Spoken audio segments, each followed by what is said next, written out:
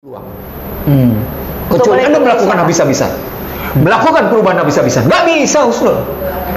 Hari ini kita umumkan IC the ratio tanpa perubahan sistemik struktural atas sejumlah kebijakan bahwa tidak akan pernah bisa. Ulang, Ihsanuddin Nursi menyatakan Prabowo Subianto tidak akan pernah bisa melindungi. Melindungi siapa? Melindungi bangsa Indonesia. Saya ambil contoh.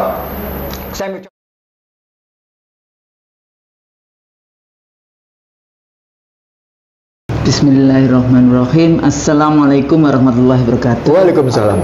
Kembali dalam program IC The Real Show Conversation. Ini ada scholars yang hadir, tamu kita yang terhormat, Ibu Dr.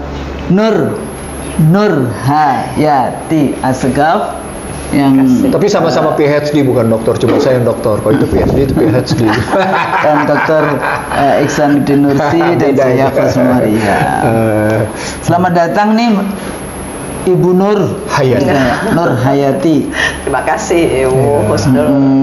Sudah lama ya? Cintai. Iya, ini keliling-keliling terus pemirsa yang dirahmati Allah, gitu ya. Keliling terus nih. Alhamdulillah hari ini bisa hadir tapping dengan kita, walaupun tadi agak sedikit keputar-putar, harusnya di 6 ternyata di 4 kayak gitu ya. Jadi lumayan lah 2 jalan yang harus dilewati.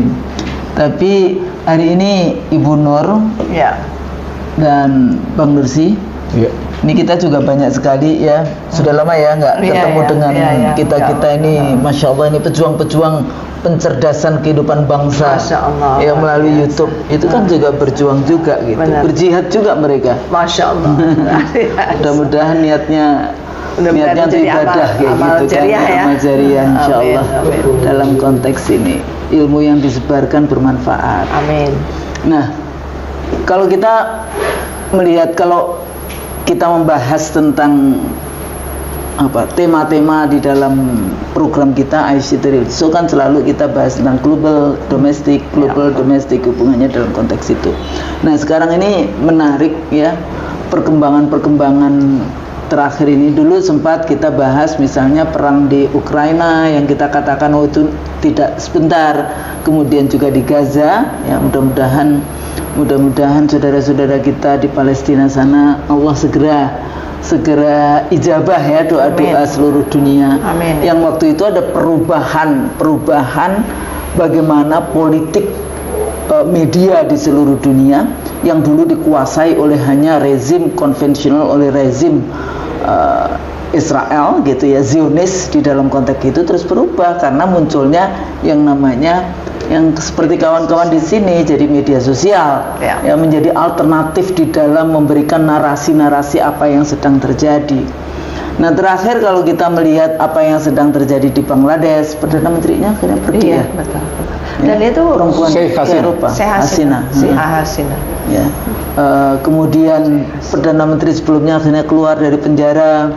Apa yang juga terjadi di India, di Pakistan, bahkan di Inggris ya, di Inggris juga yang, tapi saya nggak sukanya itu ya selalu nanti itu, karena ini dianggap right wing riots gitu ya. Jadi nanti far right, tapi termasuk juga biasanya kalau agama itu dimasukkan right wing riot kayak gitu kan.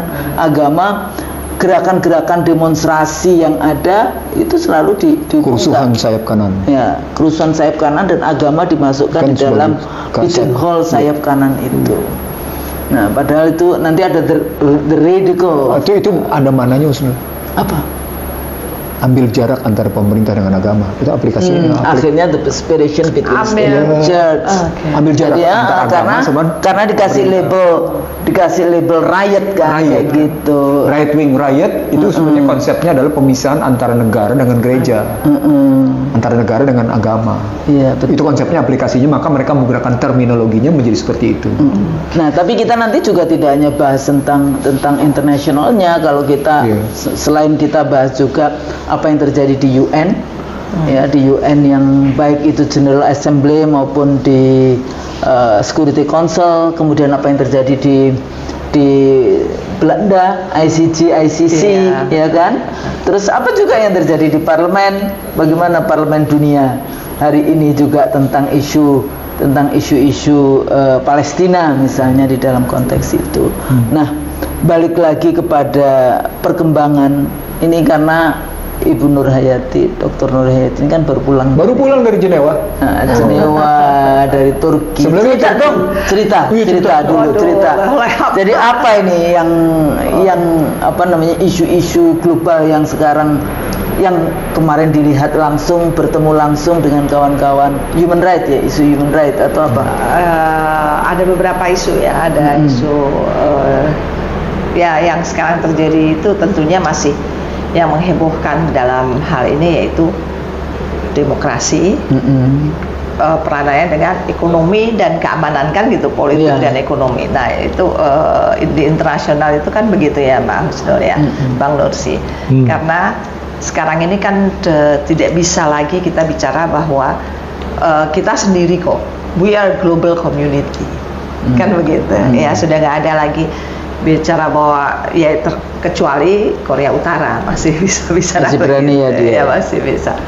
Tapi kan kalau kita sebagai negara apa namanya negara terbuka ya dengan semua paham ada di sini kan, teori-teori internasional, hubungan internasional itu kan ada baik liberal, baik independensi, interdependensi, baik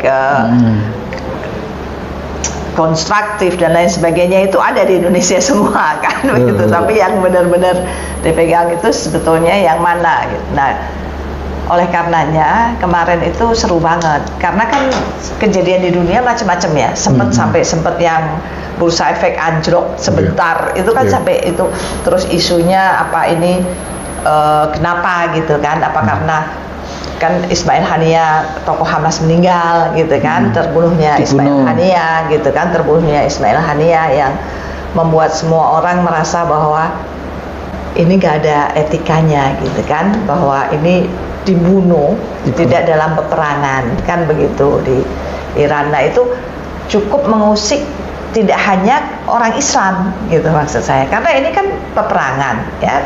Kalau di Ukraina, perang antara Ukraina dan Rusia kan beda sekali ya dengan peperangan antara Israel dan Hamas, Israel dan Palestina, karena kan Hamas dan Fatah kan sudah menyatu sebetulnya gitu kan, tinggal Israel dengan Palestina pada dasarnya Palestina ya, walaupun Palestina, representasi tidak. Hamas sekarang yang paling terlihat di permukaan. Iya betul. Tapi mereka kan sekarang ini sudah bergabung, sudah menyatu sama-sama Palestina begitu. Nah kemudian apa yang terjadi tadi ditanyakan itu, Eropa ini kalau Barat ya artinya Amerika dan Eropa ini cuman concern mengenai Ukraina kan gitu, Ukraina dan Rusia bagaimana menghentikan. Padahal sementara di dunia ini kan kita sudah sebetulnya tidak hegemoni lagi kan, tetapi kan teori hegemoni itu kan masih terus dipertahankan gitu ya. Nah sekarang tinggal hegemoni mana yang yang bisa di atas benar-benar, karena kan peperangan antara Cina dan Amerika ini sudah jelas ya, dan itu di dunia internasional selalu kan dengan apalagi dengan perubahan kebijakan politik luar negerinya Cina. Yang tadinya Cina itu dengan Sustainable Development Goals, yang tadinya Cina itu sangat dianggap sebagai sangat polutif, ya kan, polusi, tiba-tiba muncul dengan green ekonominya, muncul dengan sustainability-nya, muncul dengan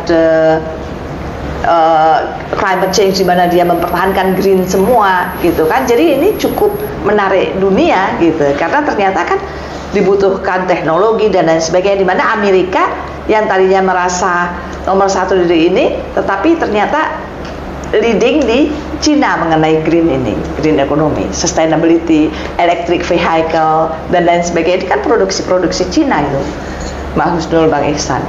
Jadi ini cukup membuat ada pergeseran gitu kan, tetapi kan kelompok Barat sendiri dengan maksud saya Uni Eropa, Amerika, Inggris, kemudian meskipun Inggris sudah sudah Brexit ya, tetapi tetap saja kan Kanada gitu kan, ini kan tetap menyatu mereka ini.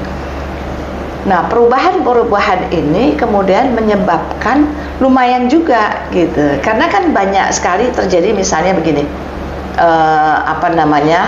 ketidakstabilan ekonomi di mana-mana. Apalagi dengan kemudian terjadinya raya atau reformasi ya istilahnya apa Mbak Husnul di Bangladesh. Di mana Sheikh Hasina ini tadinya kan terbang ke India, terus menurut berita Eropa India nggak terima, tidak menerima begitu kan. Kemudian dan banyak juga yang dibunuh ya. 300 yang meninggal. Yang pertama meninggal, 180. Pimpinan-pimpinan partai juga termasuk, bahkan di beberapa tokoh utama dari partainya Hasina pun termasuk dibunuh. Ada 20 orangan jadi korban. Jadi dari kelompoknya Hasina pun mati 20 orang lebih. Nah, terus kemudian yang mengambil alih kan militer gitu kan. Ya, padahal kan Hasina ini ayahnya dulu yang memecah antara India, Pakistan dan Bangladesh, gitu kan. Itu kan ayahnya. Pakistan Timur dan Pakistan Barat. Pakistan Timur jadi kan? Bangladesh. Iya kan, dan itu sejarahnya kan begitu. Dan Sheikh Hasina sempat berkuasa 15 tahun kan. 15 sejak 2009, betul? Iya, 15 tahun. Betul sekali. 15 tahun. Ini yang mau yang keempat kali. Sudah terpilih Januari kemarin. Iya, sudah terpilih. Makanya mau ke 20 tahun kan, jadi marah buat rakyat. Kemarahan ini bukan karena itu. Kemarahan karena dia memberikan kuota 30% bagi para pejuang untuk PNS. Iya. Di tengah yang namanya pengangguran sudah sampai pada level 19%. Tinggi sekali. Tapi ini juga saya nggak tahu menurut analisnya Bang Nursi sama Bu Husnul ya. Kalau menurut saya ini juga antara lain itu tadi karena adanya adu kekuatan juga, tarik menariknya kekuatan ini antara West dan East ini. Menurut saya ini pengaruhnya sangat kuat gitu. Karena apa? Karena waktu saya ke Bangladesh banyak sekali pembangunan infrastruktur yang diberikan oleh RRT gitu. Ya yang didukung. Tapi kan kita tahu Bangladesh ini kan investasi iya. Jinping ya. Iya, jadi ini yang seharusnya ya kita berharapkan tadi bicara mengenai pemerintah baru, kita berharap politik luar negeri kita di pemerintahan yang akan datang ini lebih firm. Kenapa saya bilang lebih firm? Ya kita kan punya politik luar negeri bebas aktif, tetapi bukan berarti bebas aktif itu suka-suka kita gitu. Jadi ketika kita bicara non-blok, ternyata kita tidak berpihak kan dengan non-blok sendiri, gitu kan? Kita hanya menurut saya ya hanya sibuk dengan hal-hal yang kita hebat kan sebetulnya Indonesia ini. Jadi anggota G20 ya kan, kemudian kita mencoba berdiri di ASEAN, kita tidak pernah mengintervensi urusan dalam negeri. Tapi menurut saya kalau kita tidak mau intervensi urusan, kita tidak boleh memang kan intervensi urusan dalam negeri, begitu juga dengan kita juga tidak boleh diintervensi kepentingan dalam negeri kita gitu. Pasti intervensi yang kayak apa gitu. Tapi kan itu normatifnya itu kan juga kita semua tahu ya, sebagai negara yang berdaulat tentunya Indonesia seperti saat ini coba apa yang terjadi kan, mereka sudah klaimkan bahwa Laut Cina Selatan kan bagian dari mantan IKN akan diklaim katanya. Perkembangan yang paling baru kan akan dikenakan itu sebagai Laut Cina Selatan. Nah ini kita harus jangan terlena dengan masa transisi. Tapi transisi itu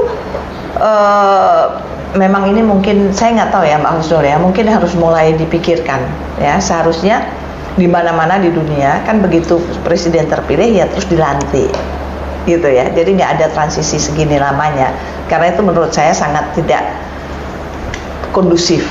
Ya, menurut saya itu perlu di mana itu mantan KPU ini yang mesti yang tahu bagaimana, apalagi sekarang dengan disamakannya presidensial dan parliamentarian, kan pemilihan yang langsung dan sama-sama semua. Ini menurut saya sebagai negara yang besar seperti Indonesia, ini kok nggak pas ya? Nggak pas, karena kita itu kan besar sekali, kepulauannya banyak, terus kita pemekaran banyak, ya kan, makin banyak provinsi, makin banyak kabupaten kota, makin banyak. Nah, ini menurut saya harus dipikirkan ini. Tokoh-tokoh ahli-ahli ini harus mulai memikirkan bagaimana pemilu itu bisa berjalan efektif, efisien, tetapi tidak harus menunggu. Jadi misalnya pemilu itu diadakan April, ya Mei, paling lambat Juni udah dilantik presidennya langsung. Kalau di negara-negara lain kan langsung. Kita pengikut mazhab kembali ke Undang-Undang Dasar 45. Jadi sebenarnya jawabannya sudah. Nah, kalau ada itu juga sana. kalau dulu juga gitu ya, langsung dipilih, langsung dilantik. Iya. Tadi baru kita kalau bahas kembali ke Undang-Undang Pilpres. Iya, sama. Iya, dipilihnya pada saat di MPR kan, jadi Oh iya, langsung kan, iya kan tidak dipilih oleh rakyat. jadi kalau tadi balik lagi ya, di dalam konteks gimana sih kondisi global, bagaimana sebetulnya perang dan prioritas apa, ya balik lagi posisi kita kayak gitu. Kalau tadi Bangladesh ya dimasukkan di dalam geopolitik negara-negara Islam, sebetulnya negara-negara yang jumlah penduduknya Islam hari ini kan Termasuk Pakistan. ya, termasuk Pakistan, Timur Tengah, Indonesia, Malaysia, kayak gitu ya.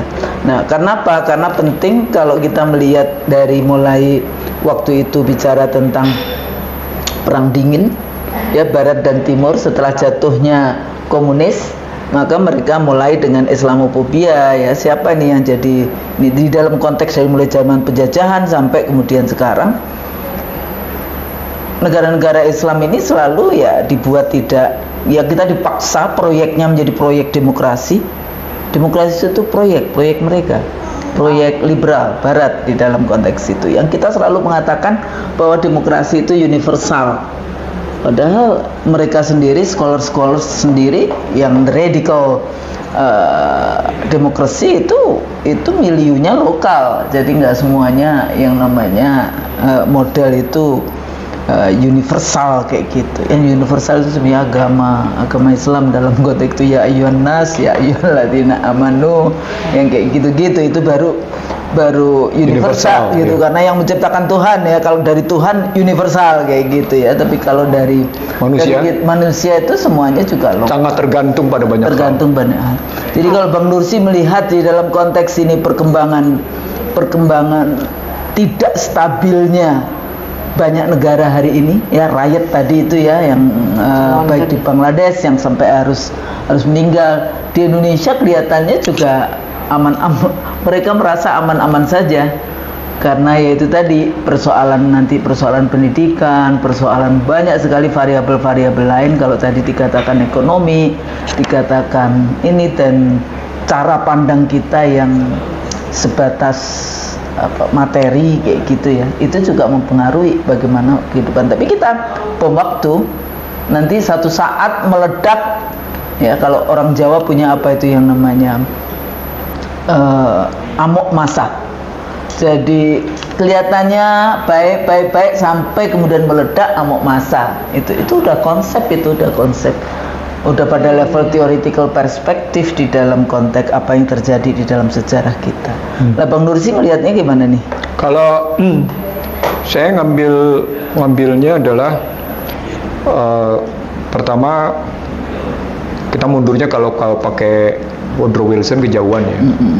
Kita ambil aja dari Herbert Walker Bush. Iya. Dari mulai perang Teluk, Gulf War. 91. Glasnost Perestroika. Yes. Dan di situ setelah Uni Soviet pecah, Jerman Timur, Jerman Barat bersatu, Polandia berantakan, Polandia tepatnya berpihak pada liberal, Cekoslovakia berantakan, gitu.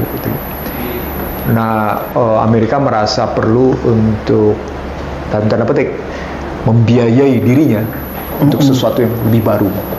Maka dia pancing. Ini tesis Amerika sendiri. Dia pancing Irak menyerang Kuwait. Iya. Muncullah yang namanya perang Teluk, Gulf War. Gulf War. Tapi justru seketika Amerika bisa menyatakan Irak selesai, karena Irak kalah. Iya. Tapi justru ketika Irak dinyatakan kalah dalam posisi menghadapi Kuwait atas backup Amerika, justru saat itulah terpancing Amerika menyatakan the clash of civilization. Itu riwayatnya tuh, itu riwayatnya begitu, Snul. Dan itu memang artikel pertamanya di era itu, Snul. Jadi buku tahun 96. 96 bukunya. Tapi artikel pertamanya tahun 91. Iya. Gitu ya. Nah, kalau kita mulainya dari situ, maka ketika tadi pertanyaannya ada pihak yang hendak mempertahankan hegemoni, saya ngelihatnya hampir setiap presiden Amerika selalu berteriak tentang New World Order. Hampir setiap presiden Amerika. Ya itu bagian dari tadi yang Usul bilang sendiri, bagaimana foreign ministernya, State Department-nya itu, itu bicaranya internasional. Dia tidak bicara State Department itu State Department, karena tidak bicara itu federalism di Amerika memang dia kewenangan adalah politik luar negeri, kemudian keuangan, pertahanan. Dan pertahanan. Makanya militer dan sebagainya itu keluar. Makanya dia nggak ada perang dalam negeri ya, tapi luar mereka. Dan itu ratusan ribu mereka berada di luar. Betul. Nanti kita update. Poinnya adalah ketika muncul peristiwa itu, mereka betul-betul, ini menarik Usul. Mereka yakin betul bahwa terbentuk apa yang disebut dengan unipolar. Jadi pergeseran dari bipolar, multipolar menjadi unipolar. Ya maunya itu tadi.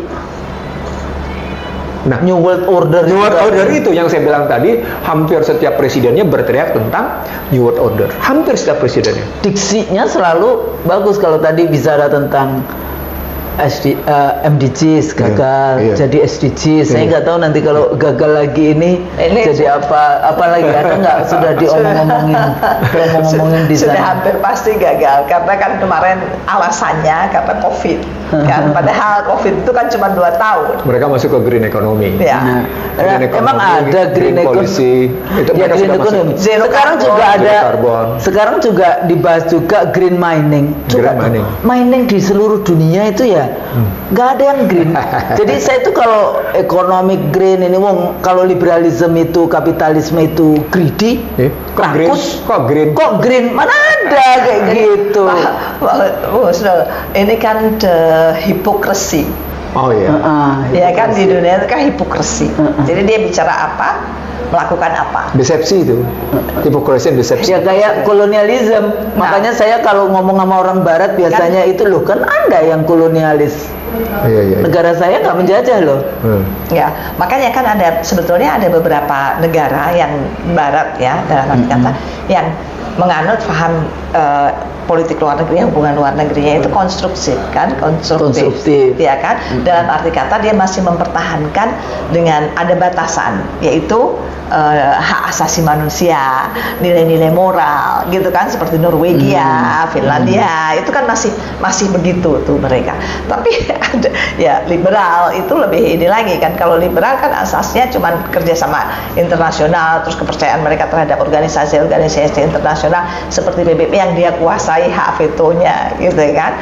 Jadi nah ini yang sekarang sebenarnya harus kita sikapi. Indonesia ya sebagai negara besar ini harusnya kita menyikapi itu gitu. Dalam arti kata demokrasi kita itu mau dibawa kemana, Bu Husnul? Ya kan? Kalau menurut saya demokrasi itu di mana, kalau tadi mau dia paham liberal, mau dia paham konstruktif, mau dia paham dependensi, mau dia paham itu semua liberal, itu semua kalau menurut saya di tempat lain itu yang lebih diutamakan itu adalah ya seperti cita-cita bangsa Indonesia dalam mengisi kemerdekaan, yaitu kesejahteraan rakyatnya. Iya kan? Jadi politik luar negeri kita juga harus berdasarkan apa kesejahteraan rakyat yang nomor 1 gitu. Jadi misalnya kita mau pakai liberal kan, kerjasama internasional, investasi asing boleh, itu bukan haram, bukan tidak boleh, tapi untuk apa? Untuk kesejahteraan rakyat gitu kan. Itu idealisnya ya. Tapi di mana-mana begitu. Kalau mereka katakan bahwa Saya dengar waktu Pak Prabowo di interview sama Bloomberg itu, Pak Prabowo sebagai jenderal ya, semua saya kira dengar agak dipojokkan karena beliau jenderal gitu kan, militer gitu. Tapi dibilang nanti kamu akan melakukan proteksionis dong, proteksionis gitu kan, proteksi. Terus kata Pak Prabowo bilang, apa salahnya dengan proteksi? Kan buat kesejahteraan rakyat saya. Kalian juga melakukan itu. Nah itu jawaban yang bagus sebetulnya. Iya kan? Yeah. Karena yang nomor satu ya rakyat yang memilih saya. Sekarang gapnya terlalu jauh menurut Pak Prabowo waktu itu. Mungkin bisa didengarkan lagi ya, karena ada rekamannya. Ini rasionya. Iya. Nah jadi ini yang seharusnya menjadi dasar dari politik luar negeri kita. Jadi dia boleh, saya pribadi saya tidak tahu nggak keberatan pakai liberal ya, teori hubungan internasional liberalisme. Tapi yaitu kalau teori liberal kan mengutamakan kerjasama internasional dan investasi asing, asal untuk mensejahterakan rakyatnya gitu. Jadi teori apapun yang mereka itu Cina itu. Itu basis Cina. Nah, liberalisme. Tapi nanti jadinya menghalalkan segala cara agar rakyatnya. Menghalalkan Padahal kita nggak begitu. Pancasila jadi Cina. harus dikembalikan lagi pada struktural nanti kembali ke maksud saya struktural. Pancasila itu kan keadilan sosial bagi seluruh bangsa Indonesia. Iya. Ya kan, kemakmuran rakyat yang kita jaga. Nah maksud saya itu dasarnya. Kalau liberal itu Bu, di dalam market centered paradigm itu dilepas. Justru negara fungsinya menjadi sedikit. Jadi kalau dulu negara berfungsi sebagai penjaga malam, ya dalam liberalism juga negara itu nggak boleh intervensi, diberikan kepada private. Nah itu liberalisme. Ujungnya yang di sana adalah sosialisme. Betul. Ya jadi di mana negara heavy state kayak gitu ya. Jadi negara intervensi. Kalau di liberal sedikit mungkin negara nggak boleh ngikut, termasuk tadi proteksi, termasuk dan sebagainya. Makanya kenapa Pancasila itu menjadi ke tengah di dalam konteks kita bicara tentang peran negara ya di dalam konteks ini. Karena negara liberal itu ya model kayak Amerika. Sebetulnya di dalam konteks yang public private gitu ya, private bahasanya the private lead public. Iya. Jadi yang namanya private, korporasi-korporasi lah itu yang kudeta korporasi. Ya, kudeta korporasi. Itulah yang kemudian berkuasa di dalam negara, itu liberalisme. Demokrasi korporasi. Ya, tapi menarik Mbak Husnul, ketika kita bicara liberalisme dengan teori yang tadi, coba kita lihat Amerika, yang Mbak Husnul tadi bilang sangat liberal dan lain sebagainya. Apakah benar negara tidak intervensi untuk kesejahteraan rakyatnya? Ternyata rakyat itu semua ya dapat social security kok. Ya itu makanya disebut maksud namanya constitutional capitalism kayak gitu ya. Jadi state welfare state capitalism. Jadi bahasanya kayak gitu. Iya, betul. Bahkan tambahan. Tapi pada saat yang sama bukan berarti kemudian yang diambil untuk sebetulnya Amerika ya, isu kesehatan, isu pendidikan itu rakyat itu hidupnya itu dicekek. Betul. Dengan betul. Tadi homelessness yang saya cerita. Riba yang bank membiayai pendidikan, itu kesehatan. Iya. Baru kemudian Obama yang tanda tangan tentang undang-undang kesehatan. Obamacare istilahnya. Itu lima rezim berkuasa dari sejak Clinton sampai Obama. Baru kemudian ditandatangani. Karena mereka nggak mau, mereka maunya adalah rakyat itu dicekek dengan utang lewat asuransi. Nah, berarti kan bagus ya bahwa ada presiden yang berani melakukan itu. Iya, kan setelah 250 tahun. Nah, maksudnya masa kita harus nunggu segitu lamanya kan? Makanya liberalisme itu nggak ini. Jadi kalau saya lihat di Barat itu, tapi sekarang yang kita pakai semua. Ya justru gini loh, hati-hati di dalam kita importing model. Ya kan? Itu kan kita mengimport model. Kalimatnya bukan import. Apa? Kita membuka diri di invasi. Enggak, kalau academically speaking di dalam disertasi saya importing model. Jadi strukturnya bagaimana? Bagaimana kekuasaan itu, di mana letak power core dari kekuasaan itu, sehingga yang tadi saya sebutkan the private lead public. Itu kalau di Amerika kayak gitu. Tapi kalau HGU 190 tahun itu importing modal atau menyediakan diri invasi? Oh ya, termasuk importing modal kan invasi. Iya, Kan mereka penjajah. Kan kayak gitu. Ya, balik lagi dalam kancah internasional ya. Kalau Prabowo ada dua statement yang menarik. Tapi saya nanti langsung kita breakdown ke Indonesia. Kita baca dulu internasionalnya. Kalau kita ambil dari beberapa buku yang berkembang, textbook yang mulai berkembang, kajian-kajian mutakhir yang muncul, kita sudah menggunakan istilah accumulative war sebagai hybrid war. Sudah kita pakai itu dalam beberapa kali diskusi kita gitu ya. Apalagi kemarin Amerika sampai mengirim F-16 ke Ukraina, sehingga muncul berita Rusia terdesak dan beberapa wilayah strategis Rusia berhasil diambil alih oleh yang namanya Ukraina. Kesannya Ukraina sudah berhasil mendesak Rusia dan glory gitu dengan posisi itu, karena F-16 memang sudah memberi manfaat gitu kesannya. Tapi pada saat yang sama kita melihat resesi di Uni Eropa berkepanjangan. Jadi yang disebut dengan resesi dalam tesis akademik adalah dalam 2 semester berturut-turut dia menurun. Dalam 2 semester, dalam 2 kuartal. Kalau 2 semester namanya krisis. Tapi kalau dalam 2 kuartal dia namanya resesi. Nah, sekarang kita lihat dia sudah kena Jerman, dia sudah kena Prancis, dia sudah kena Inggris gitu ya. Pada saat yang sama homelessness sudah juga makin berkembang di mana-mana. Kita bisa lihat mereka akhirnya mulai memperbaiki struktur kebijakan keuangan yang nggak karu-karuan dengan menurunkan suku bunga, sehingga sekarang harga dolar di panggung internasional tidak terlampau kuat gitu. Kalau dilihat dari sudut keuangan. Tapi pada saat yang sama juga kita lihat Amerika terus-menerus bersiap diri memberikan bantuan habis-habisan kepada Israel sebagai dampak dari jaga-jaga kalau Israel diserang oleh Iran, karena kemarin secara terbuka yang mengakibatkan kematian Ismail Haniyah adalah Israel. Nah, kematian Ismail Haniyah di Teheran itu, ya, kematian Ismail Haniyah di Teheran itu dalam banyak kajian menyebut mempermalukan Iran. Padahal Iran sudah diserang, baik yang namanya di Damaskus, jenderalnya maupun presidennya. Nah, Israel bermaksud memancing keluar yang namanya Iran agar tidak lagi membantu Hamas atau mengurangi bantuan ke Hamas atau mengurangi bantuan ke Houthi atau mengurangi bantuan ke Suriah bahkan. Gitu. Makanya kemudian si Israel kalau sampai akhirnya Iran keluar, maka Iran akan kemudian fokus berhadapan dengan mau tidak mau dengan kekuatan Amerika. Itu perhitungannya. Di sini makanya terus makin bertahan. Itu peta Timur Tengah. Padahal pada saat yang sama, Timur Tengah ini juga sedang bergolak dalam perspektif yang namanya harga minyak. Jadi itu tidak berdiri sendiri. Karena tetap saja menentukan harga minyak dalam perspektif apa indikator yang sederhana. Kalau dolar terkena, berarti dia terkena emas, dia terkena harga energi. Main-mainnya di situ. Nah, kalau kita ngelihatnya begitu, maka sesungguhnya ini yang saya sebut sebagai accumulative war, sebagai hybrid war. Dia bukan yang kemarin kita bilang. Inilah military, industrial, and academic war. Jadi perang dari kompleks industri militer dan perang dari akademi militer.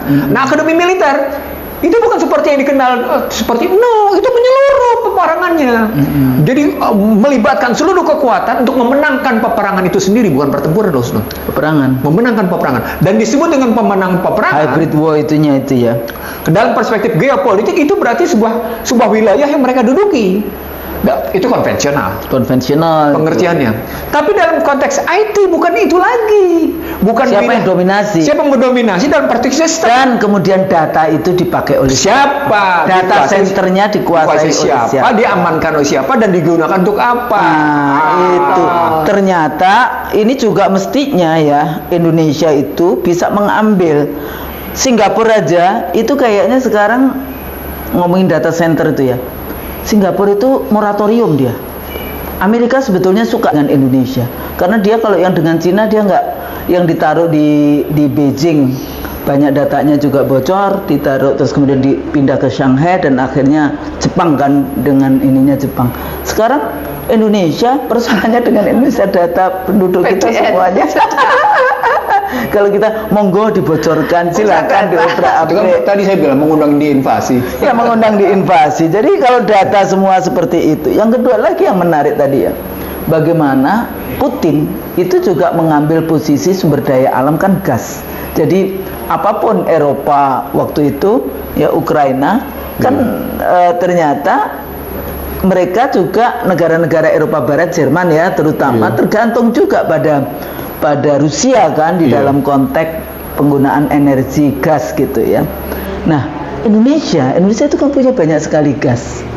Kenapa kok dibiarkan gas-gasnya itu kebakar ke ini? Mestinya kan enggak juga. Pada saat perang sekarang ini ya, perang Ukraina itu mestinya kita bisa menjadi pemain, ada katanya tadi di G20. Ngapain aja itu di G20?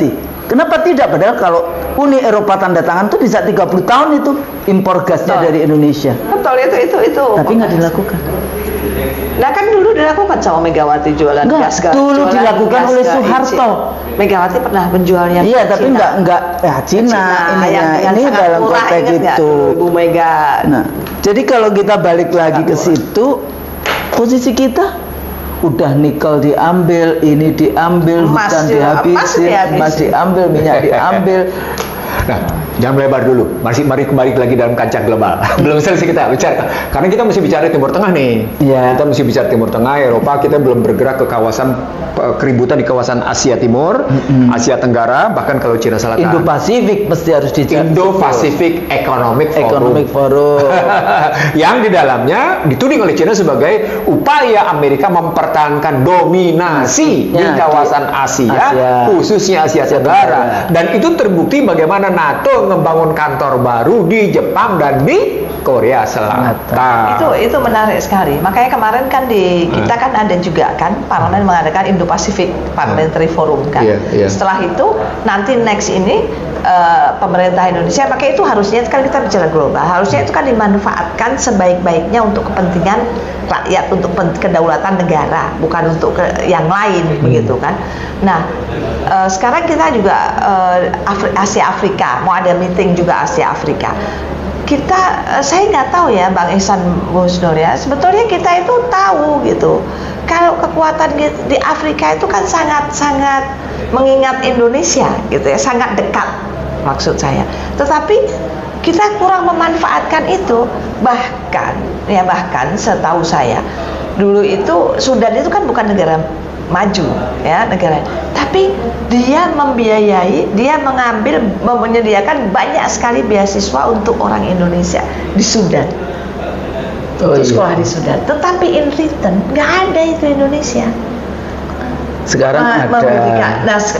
Tapi sedikit banget. Jadi saya punya mahasiswa dari Tanzania, dari Pakistan, itu setelah kita di DPR kita minta, ya kan memalukan sekali kan kita masa negara seperti Sudan yang dikenal nggak kaya memberikan banyak sekali beasiswa untuk anak. Mesir aja itu di Al-Azhar kan gratis.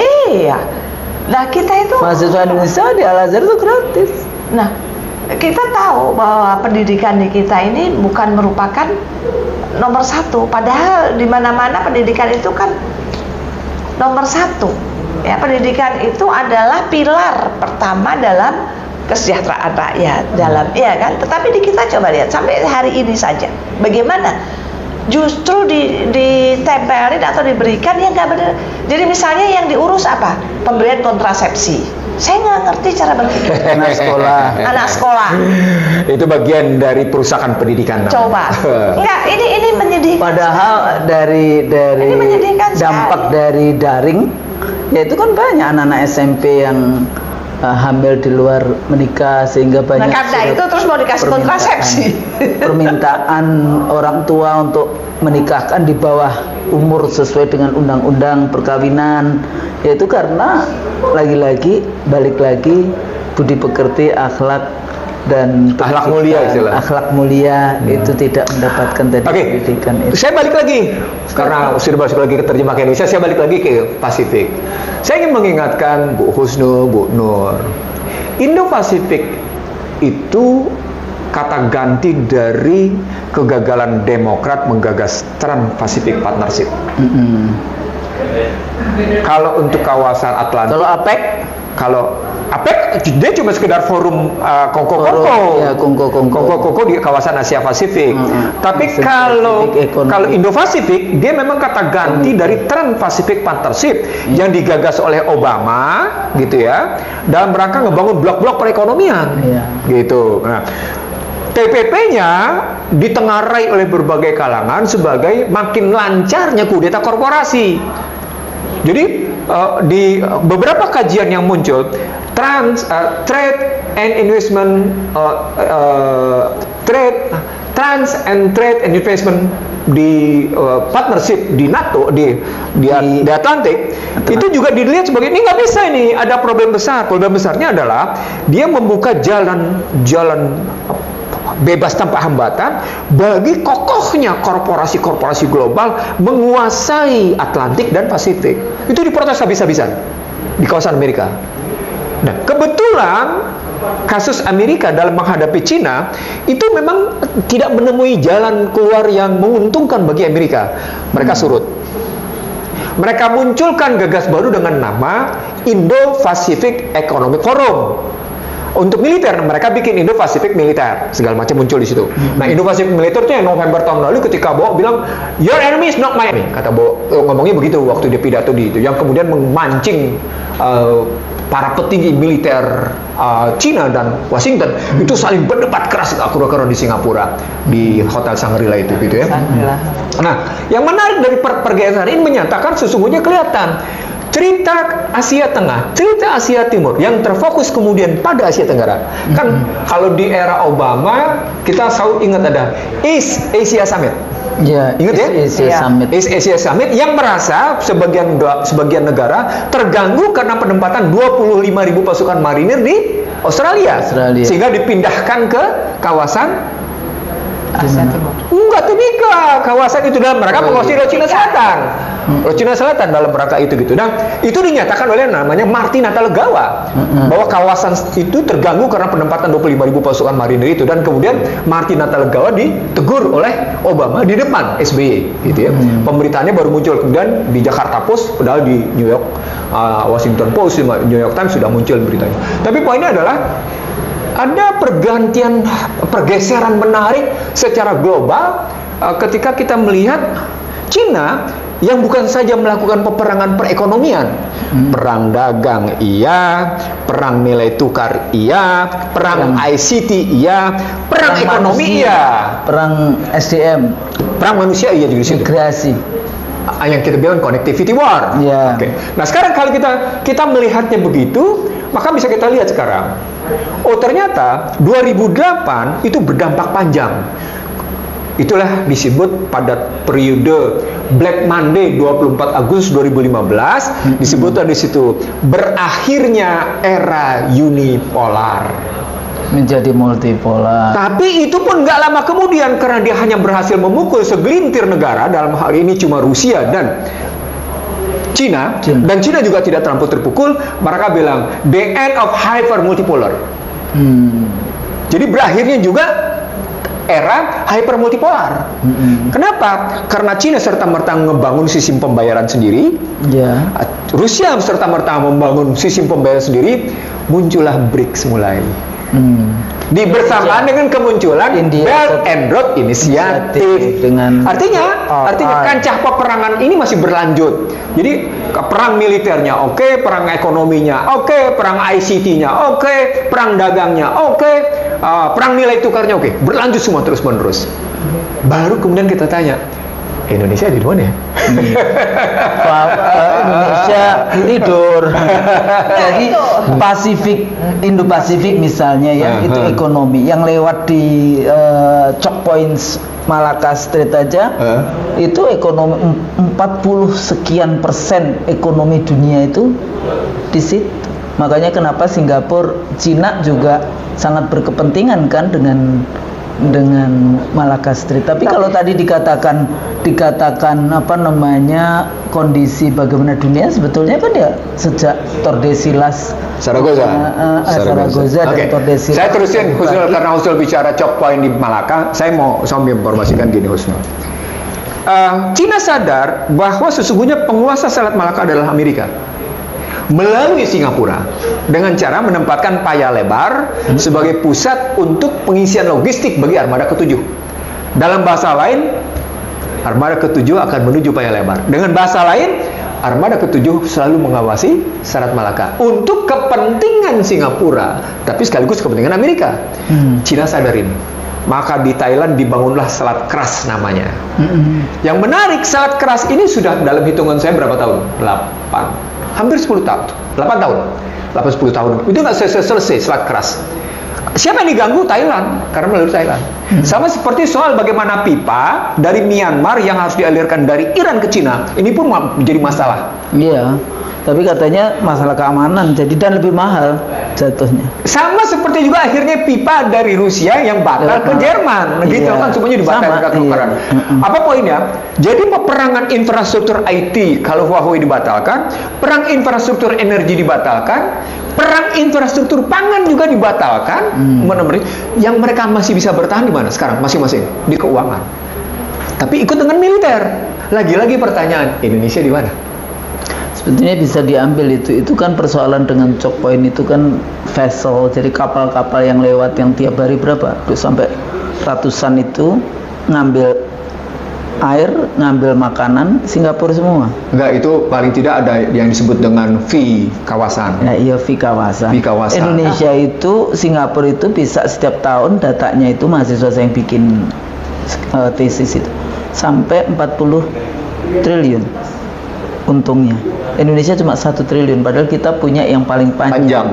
Nah, tapi pada saat yang sama sebetulnya posisi dari yang dimiliki Indonesia, kalau Singapura kan itu dalam ya.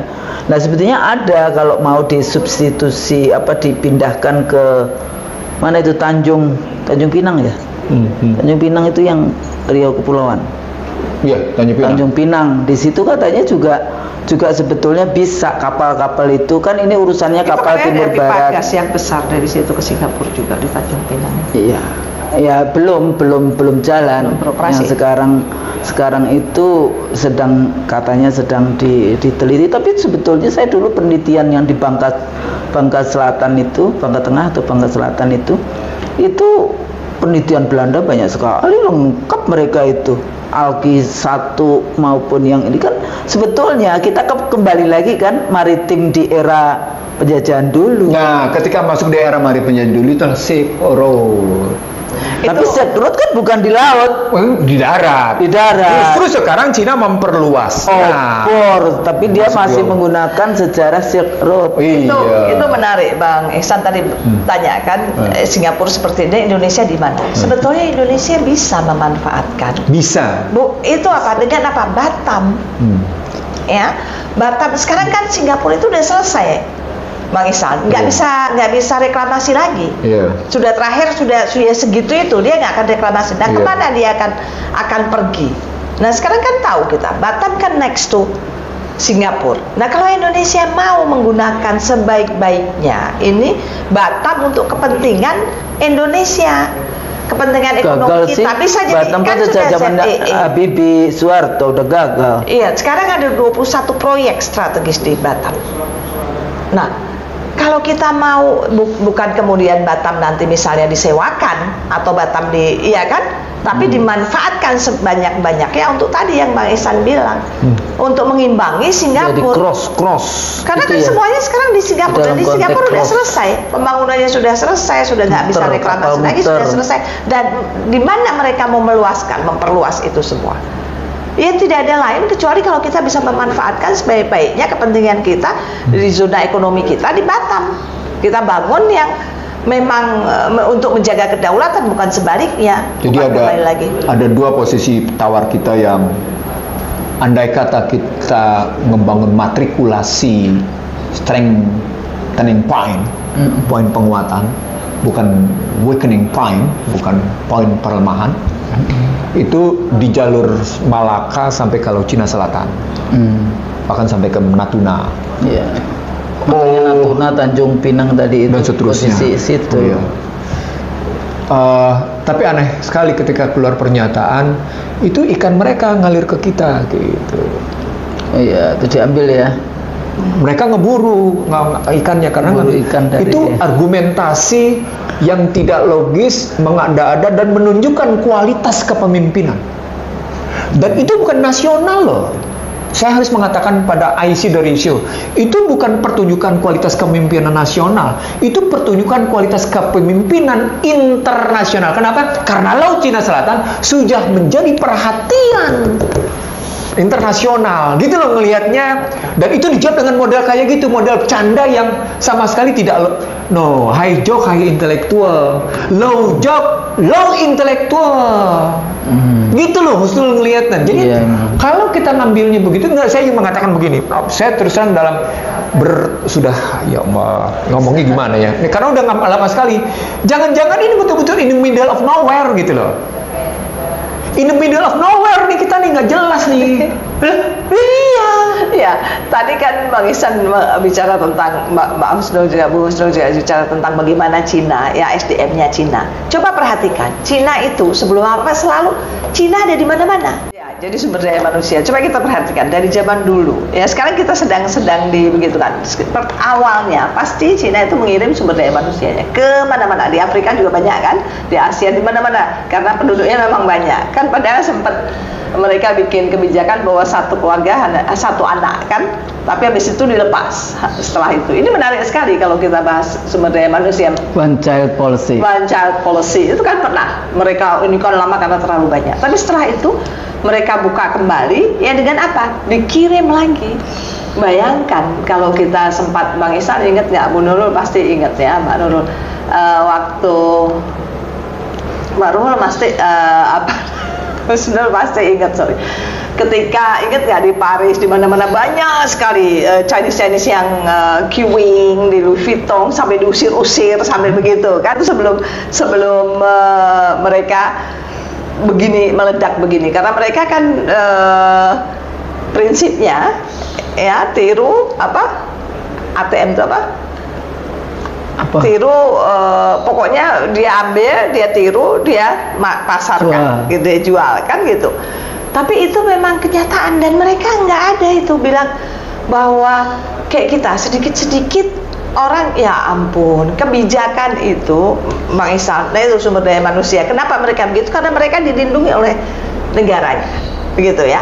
Nah kalau kita baru saja persaingan usaha yang kecil-kecil di Indonesia, kita kan sering dengar ini sama ini nggak dilindungi, jadi lebih berpihak kepada yang lain bukan kepada warganya. Makanya saya sering bilang begini, kebijakan publik itu ya untuk publiknya siapa? Ya publik kita.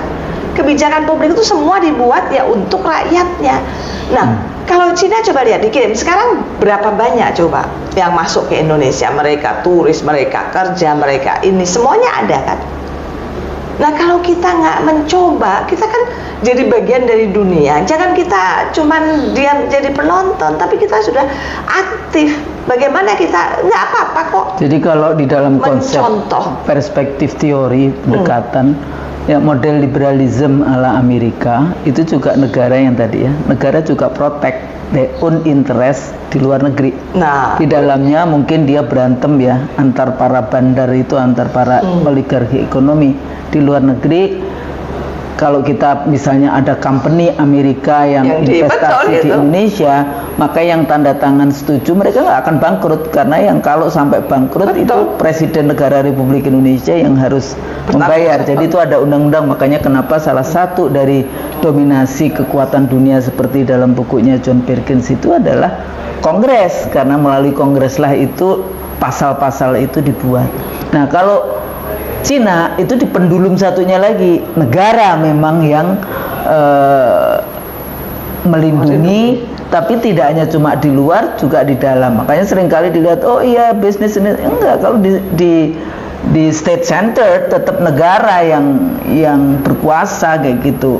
Nah kalau pakai pemikiran John Locke ya, yang mengatakan bahwa jangan berikan kekuasaan kepada komunis. Karena Tuhan aja dia nggak percaya, apalagi ini. Jadi dia merasa tidak ada limitation. Makanya salah satunya ya dia punya kebijakan apa aja kan nggak peduli. Nah, tapi saya ngambil contoh Husnul. Kebetulan saya tulis dalam buku saya Prahara Bangsa. Apa perbedaan Huawei dengan Toshiba dan Alstom. Apa itu? Perbedaannya adalah ketika Toshiba perang dengan IBM, ketika Alstom perang dengan IBM, IBM habis-habisan dibela oleh pemerintah Amerika. Ya. Toshiba tidak didukung oleh pemerintah Jepang. Alstom tidak didukung oleh pemerintah Perancis. Akibatnya bukan sekedar habis itu Toshiba, bangkrut ya, berantakan. Alstom sama. Tapi bagaimana kalau kita bandingin dengan Huawei? Huawei di sebelah negara, infrastruktur yang dibangun oleh Huawei itu diperintahkan oleh Trump dibongkar. Bahkan atas tuduhan melakukan pencucian uang. Sabrina Meng itu ditangkap di Kanada. Dan diminta untuk mengakui kesalahan-kesalahannya. Apa yang terjadi? Sedikit pun pemerintah Cina tidak mundur, bahkan membela habis-habisan. Maka ketika Sabrina Meng pulang karena dibebaskan karena memang tidak terbukti, maka Sabrina Meng sebagai anak dari pendiri Huawei disambut bak pahlawan. Apa poinnya? Di sini perbedaan bahwa tidak ada keadilan, tidak ada sikap proporsional dalam percaturan peperangan ekonomi, nggak ada. Tidak. Jadi benar-benar kayak di hutan aja. Siapa yang jadi, kuat? Nanti enggak, saya akan tapi dia menggunakan politik, Bang. Jadi kayak misalnya ini masih Huawei itu tadi itu Huawei di Indonesia. Waktu itu berapa kementerian yang kebocoran. Lah itu ternyata ini saya langsung tanya kepada teman-teman di ITB, beberapa yang pemain IT, gimana sih lu masa kayak gitu aja nggak bisa? Sudah Bu, kita kasih planningnya, kasih desainnya sama elit birokrasi itu ya, termasuk yang di Pejaten apa itu katanya bahasanya waktu saya tanya, oh dia sih kasih karpet merah, silakan dipakai aja, dibongkar-bongkar, ini saya kasih passwordnya, dibongkar, orangnya juga datang, ahlinya Huawei itu, kemudian dikasih bantuan. Gimana nggak semua data hilang? Segitu percayanya ya? Bukan. Apa? Itu bukan soal terpercaya. Itu under competence, incompetence. Forget it, lupakan dulu. Saya ingin mengatakan pada Bapak Ibu dan IC dari show, saya tidak ingin mengklasifikasikan begitu banyaknya penjilat dan pengkhianat. Itu tesis saya sejak lama karena kebetulan saya tulis dalam buku saya.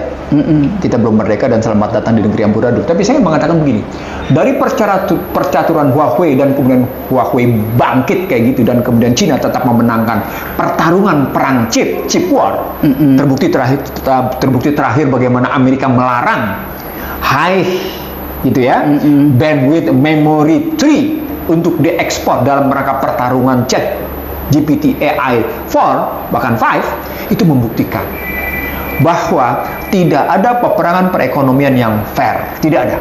Nggak ada peperangan yang militer itu fair, nggak ada. Nah, saya ingin terjemahkan di sini Husnul. Salah satu. Nggak ada karena nggak percaya Tuhan itu. Bukan. Saya mau ngomong begini. Kata kunci pertamanya adalah teman-teman Husnul, teman-teman saya salah. Mereka seolah-olah menyatakan, sudahlah, yang penting kita kaya, kita bisa belanja. Itu prinsip neoliberal. Mereka bilang, kita yang penting menggunakan azas manfaat daripada azas kepemilikan tidak memberi manfaat. Ya kan, daripada ini, mending itu. Kayak padahal itu suap politik kepada ormas-ormas agama. Daripada ini, maka diambil ini. Kan itu. Kalau menurut saya itu Bang Ihsan, itu hanya excuse karena tadi inkompetensi. Ya kan, mengekskredit. Sebenarnya perilaku yang dikembangkan oleh Belanda adalah perilaku orang-orang yang bersedia menjadi kaki tangan. Itu makanya saya bilang pengkhianat. Jadi Anda dipergunakan sebagai pemburu rent seekers. Walaupun jabatan Anda sebagai demikian hebatnya, but the real attitude, you are rent seekers. You are rent seekers. The real attitude-nya rent seekers. Ya, makanya Anda ingin kaya dengan cara mudah. Anda ingin punya sesuatu dengan cara-cara yang tidak perlu kerja keras. Ya, padahal dalam tesis kehidupan seperti itu, corruption jadinya. Bukan sekedar corruption, merusak mental yang bersangkutan, Husnul. Mentalnya rusak, Husnul. Nah, di situ ada perbedaan. Salah value. No, benar. Enggak, ini kan bukan pengamatan setahun, 2 tahun, 2 tahun. No. Ini saya berada dalam era your lifetime. Kan ada revolusi mental. Saya sudah, Masya Allah. Ya, Husnul tahulah saya sudah bagaimana gitu. Saya ingin mengatakan begini. Ketika kita melihat Ini makanya, Masya Allah, ketika masuk ke dalam sebuah percaturan di mana bahwa menyatakan, mari kita dukung Palestina merdeka, lalu kemudian saya wajib melindungi. Lalu pertanyaan berikutnya, konsep dasarnya apa dalam konteks melindungi? Kalau dalam tatanan sistemik struktural, Anda tidak punya peluang. Kecuali Anda melakukan habis-habisan, melakukan perubahan habis-habisan. Nggak bisa, Husnul. Hari ini kita umumkan IC the ratio tanpa perubahan sistemik struktural atas sejumlah kebijakan bahwa tidak akan pernah bisa. Ulang, Ihsanuddin Nursi menyatakan Prabowo Subianto tidak akan pernah bisa melindungi. Melindungi siapa? Melindungi bangsa Indonesia. Saya ambil contoh. Bu Nuryati. Joe Biden bermaksud melindungi warga negaranya dari rasa pesakitan, dari sistem sosialnya yang sakit. Tahu caranya gimana? Dia izinkan dua negara untuk mendatangkan fentanyl. Fentanyl adalah obat rasa penghilang rasa nyeri dan menghimbulkan rasa senang yang lebih dahsyat 50 kali lipat dari heroin. Didatangkan dari Cina dan didatangkan juga dari yang namanya Meksiko. Hanya dalam mereka menghadapi. Tapi pada saat yang sama, dia tidak menyelesaikan akar masalah. Apa itu? Sebuah sistem sosial ekonomi yang rusak, yang menurut Stiglitz itu sudah terjadi karena demokrasi korporasi. Itu 2011 ditulis. Coba bayangkan, seorang Joe Biden aja nggak bisa melakukan perlindungan padahal dia maksud kayak gitu. Nggak bisa, udah nggak bisa bikin. Seorang Joe Biden, ini real nih peristiwanya. Dan Anda bisa lihat bagaimana homelessness yang terjadi di Los Angeles sekarang, di San Francisco yang katanya tempatnya kaya. Anda bisa lihat di beberapa tempat. Philadelphia itu mengerikan, itu yang di Philadelphia. Bacalah dengan baik media-media mainstream Amerika bagaimana memaparkan tentang homelessness itu, gitu loh. Bagaimana posisi fentanyl itu kayak gitu. Oh, sudah kayak gitu. Apakah seorang Joe Biden yang katanya GDP per kapitanya paling tinggi di dunia? Jadi balik lagi, mungkin angka-angka itu juga tidak. Nah, ketika Husnul bilang angka-angka itu tidak, saya di sini lagi-lagi bilang, media massa sendiri memperlakukan angka-angka itu sebagai sesuatu yang kelihatannya hebat. Padahal dia dalam analisis cuma sekedar gejala, cuma sekedar simptom. Means you have to find a root problem. Akarnya apa? You have to find out the root problem, bukan the symptoms, not the symptoms. Tapi Bang Ihsan tadi kan bilang bahwa ini sudah kerusakan mental. Ya kan? Kalau mental itu kan parah. Ya, emang udah parah. Mentality itu kan parah. Revolusi jadi. Mental, enggak serius. Karena melindungi rakyat itu kan mentalnya harus ada motivasi kan. Saya mungkin kurang referensi ya. Terus maaf, saya kurang referensi. Ketika kemarin kita ngebahas buku Road to Freedom for the Good and the Economic Society, bukunya Stiglitz yang paling akhir. Gitu. Oh, dia masih basisnya liberal ya. Padahal sebelumnya disebut liberalization is mental disorder. Dia ngomong juga. Kayak si itu juga. Apa yang nulis yang manusia korban apa? Korban manusia, pembangunan korban manusia. Siapa namanya? Kan itu juga buku pertamanya kan kayaknya belain sosialisme, pembangunan sosialisme versus kapitalis. Di buku berikutnya udah. Kok jadi aku lupa ya buku apa? Enggak ada maksudnya kan ya. Artinya begini. Kenapa saya berani menyatakan piramida korban manusia? Korban manusia. Peter Elberger. 25 tesis piramida korban manusia. Piramida korban. Walaupun tetap basisnya akhirnya tetap dia akhirnya di buku berikutnya kapitalisme, liberalisme, namanya juga mereka. Oke. Jadi artinya kalau kita ngambil di dalam segitu, itulah makanya saya berani mengkampanyekan tepatnya atau kemudian menyebarluaskan pemikiran seabad barat gagal. Tapi kalau kita bilang seabad barat gagal, itu kita ngomongin emang negara berhasil. Nah, justru di situ kelihatan minder wadahnya, rendah dirinya pemikiran. Ini ya. Misalnya kita selalu bilang, emang kalau lu di Tasik, iya, gue punya konsep kok, gue punya kritik, gue punya konsep, gue punya.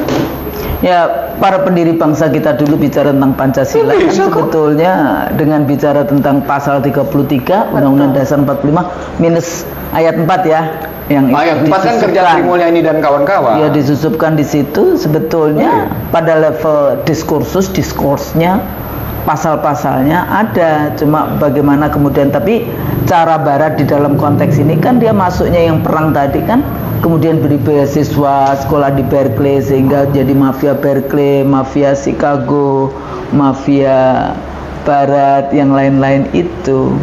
Itu yang saya sebut tadi, pengkhianatan, penjelatan. Tapi itu dia yakin sih. Jadi selalu mengatakan ini scientific proven. Siapa itu yang yakin? Ya, orang-orang itu. Nah, sama seperti COVID kan? Kalau scientific proven itu kan harus ada. Sama seperti perdebatan antara Anthony Fauci ya dalam COVID kemarin dengan Donald Trump. Please trust the science katanya. Maksudnya dia percaya COVID. Padahal Trump enggak, faktanya enggak begitu katanya. Makanya Anthony Fauci dipecat. Tapi begitu Biden terpilih masuk lagi. Itu contoh bagaimana pertarungan di Barat sendiri antara doktrin sains sama Rusia itu bisa berbeda keras. Kita nggak bisa tuh begitu, Usnul. Iya. Orang seperti Anda, orang seperti saya, maaf, orang disingkirin habis. Habis disingkirin. Jadi padahal kita kan sebagai negara. No, Obama, saya tidak mengagumi dalam perspektif bagaimana model kultur politik Barat, bukan. Bagaimanapun Gedung Putih masih memberlakukan yang namanya sayap kanan, sayap kiri untuk menerima masukan-masukan tertentu. Ya, kita kalau yang oposisi terhadap istana disingkirkan, dibuang. Kan? Jadi semuanya hanya ini bukan dalam rangka kita supaya dipakai. No, bukan. We are old already. No. Kita masih punya tugas-tugas untuk mencerdaskan. Ibu mau apa di kesimpulan? Iya, silakan. Nyampein apa? Luar biasa. Short. Ya, jadi buat tadi kan menarik sekali perbincangan. Jadi menurut saya ya. Saya juga mau bilang sama Mbak Husnul bahwa Bang Ihsan ya, buat saya itu yang paling penting adalah keberpihakan, mau itu di internasional, mau itu dalam negeri, mau itu apa kepada kan Prabowo bilang mau melindungi bangsanya, ya kan? Siapa yang memilih? Rakyat. Rakyat tuh siapa? Ya kita. Negara kan nggak ada kalau nggak ada rakyatnya. Iya kan? Negara nggak ada kalau nggak ada rakyatnya. Nah ini yang harus dipikirkan. Kalau kita nggak mulai berani mengambil sebuah apa istilahnya? Action, ya, langkah-langkah yang pasti, ya nggak akan pernah terjadi. Jadi nanti akhirnya kita nggak mau kan semuanya tiba-tiba ada ini apa yang terjadi di Bangladesh, tiba-tiba ada yang terjadi jadi itu tidak ya, harus semuanya karena ini rakyat sudah tahu kan 30.000 katanya per hari itu pun sudah terlalu banyak konsumsi household consumption ya, nilai untuk beli ya kan, nilai beli. Nah ini kan sudah di bawah garis kemiskinan, bukan lagi di bawah. Masa kita mau menjadi negara yang seperti itu?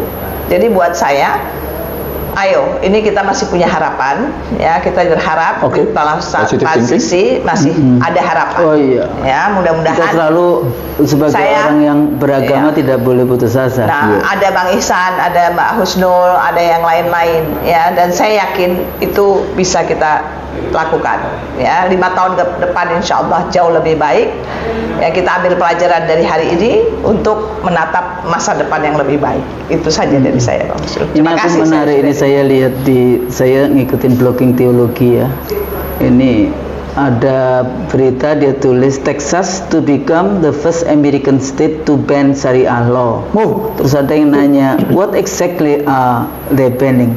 Mosque, prayer, fasting, hijab, beard, dowries too bright, finance without interest, riba kan berarti, inheritance distribution atau apa? Terus belum. Jadi ini baru. Jadi syariah dilarang, tapi pertanyaan apa yang dilarang belum dijawab. Iya, dari cbn.com. Oke. Jadi Bang gimana? Oke. Jadi saya sebetulnya sebagai bridge saja. Bahwa di dalam liberal ternyata dia nggak liberal. Kalau misalnya liberal boleh dong. Iya nggak? Iya. Kalau Anda mengatakan bahwa Anda itu liberal, mestinya boleh dong. Mau syariah, Islam mau apa, mau yang kayak gitu. Tapi kan saya bilang hipokrit. Iya. Hipokrisi memang. Dan hipokrisi itu aplikasinya salah satu strateginya dengan desepsi. Desepsi. Jadi orang-orang yang desepsi pasti hipokrisi. Pasti. Ya, gitu. Bisa dipastikan. Jadi jangan diikutin ya. Para aktor. Bagus tuh kalimatnya. Saran, jangan diikutin. Paling tidak hari ini kita bisa menyampaikan kepada pemirsa bahwa format kemunafikan itu pasti dilakukan dengan desepsi. Dan terlampau banyak sekarang orang Indonesia yang menerapkan format desepsi yang pada akhirnya berarti Munafik. Saya pikir itu mudah-mudahan dialog percakapan kita. Jadi sekarang bahasanya kita percakapan kita. Percakapan para scholars ini bermanfaat. Kalau tentu saja terima kasih Ibu Bu Nur Hayati, Masya Allah. Enggak dong kayak gitu kan, kita juga biar ada suara yang lebih cantik gitu kan. Kalau salah tentu saja kami mohon maaf. Assalamualaikum warahmatullahi wabarakatuh. Waalaikumsalam warahmatullahi wabarakatuh.